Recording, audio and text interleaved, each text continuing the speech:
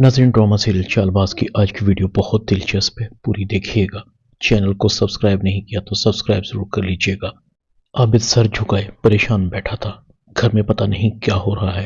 रोहान ने जिस तरह आयशा से बात की है, असद को पता लगेगा तो क्या सोचेगा। मुझसे तो आशिर के घर से जाने का सदमा ही बर्दाश्त नहीं हो पा रहा। दूसरी तरफ आयशा कहती है, आशिर तो मुझसे पहले ही नाराज है, अब रोहान भी मुझसे नाराज हो गया है। सब अनाया की वजह से हो रहा है। रोहान को मेरे खिलाफ भड़का रही है। दिल तो करता है पहले अनाया का बंदोबस्त कर देती। रोहान के बल पर बड़ा उछल रही है। भूल गई है इसकी किस्मत की डोर मेरे हाथ में है। असद जैसे ही घर आता है, आयशा मगरमच्छ के आंसू बहाना शुरू कर देती है।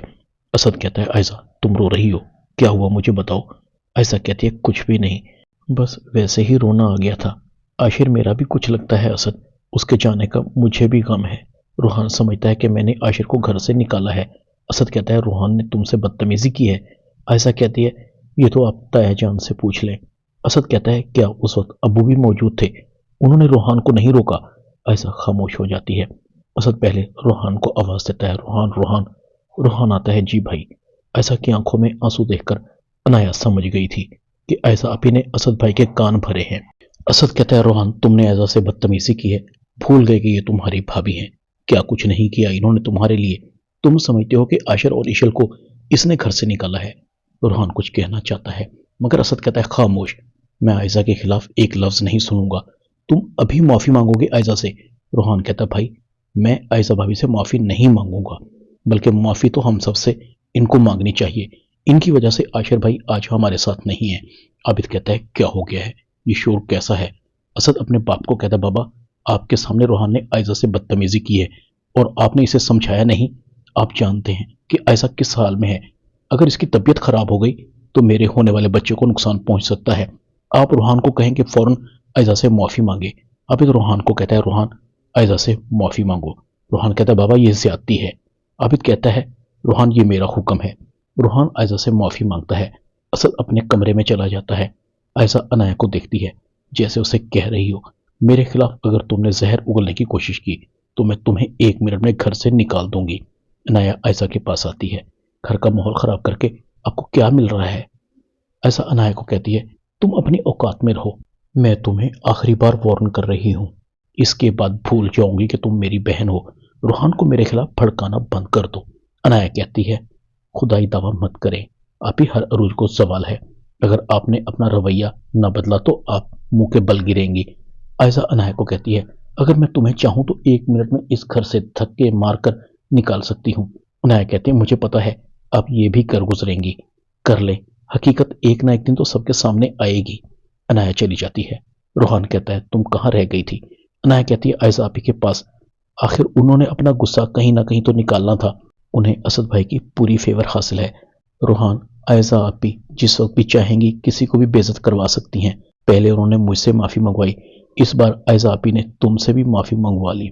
रोहान कहता है, वो सब मैंने अब्बू के हुक्म के मुताबिक किया था। मुझे तो हैरत असद भाई पर हो रही है, डायरेक्ट मुझे कटहरे में खड़ा कर दिया। असद भाई को लगता है हम सब झूठ बोलते हैं और आयशा भाभी ही इस घर में सच्ची हैं, मगर मैं उनका ये झूठ ज्यादा अरसे चलने नहीं दूंगा। उनका ये चेहरा असद भाई के सामने लाकर रहूंगा। अनाया कहती है, मगर कैसे, वो तो एक एक करके अपने पत्ते खेल रही हैं।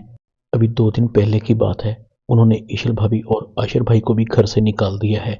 हो सकता है कल या परसों हमें भी ये घर छोड़ना पड़े। रोहान कहता है, ऐसी नौबत कभी नहीं आएगी, उससे पहले ही हमें आयशा भाभी का पोल खोलना है।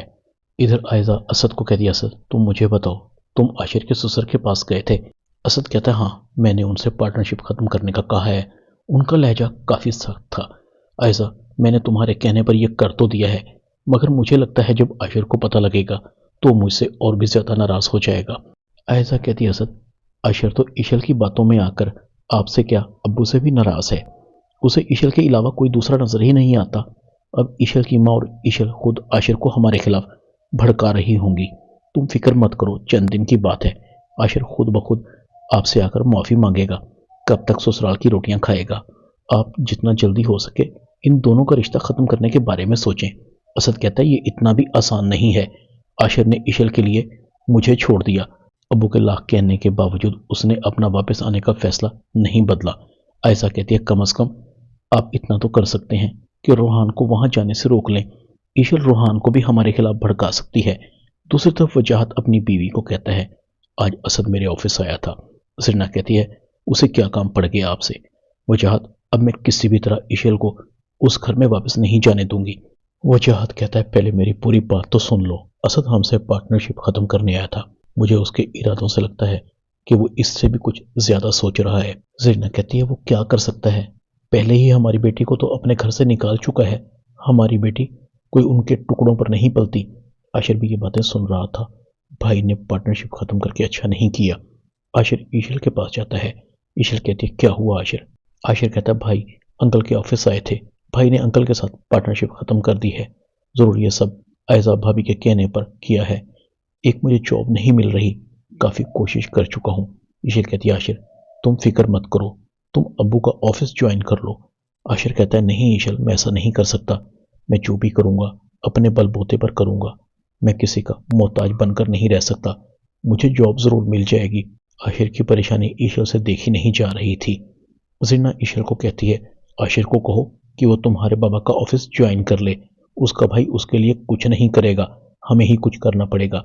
ईशल कहती है, अम्मी आशिर ऐसा कुछ नहीं करेगा, और प्लीज आप भी आइंदा से आशिर को बाबा का ऑफिस ज्वाइन करने का मत कह दीजिएगा।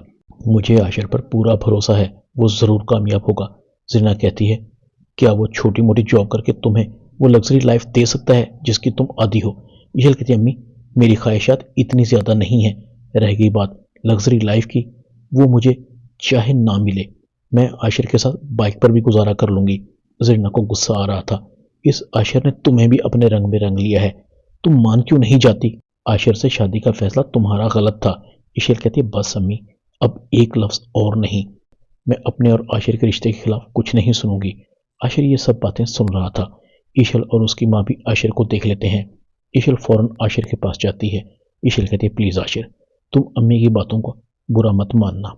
अम्मी गुस्से की तेज है, मगर दिल की बहुत अच्छी हैं। वो मेरी वजह से काफी परेशान हैं।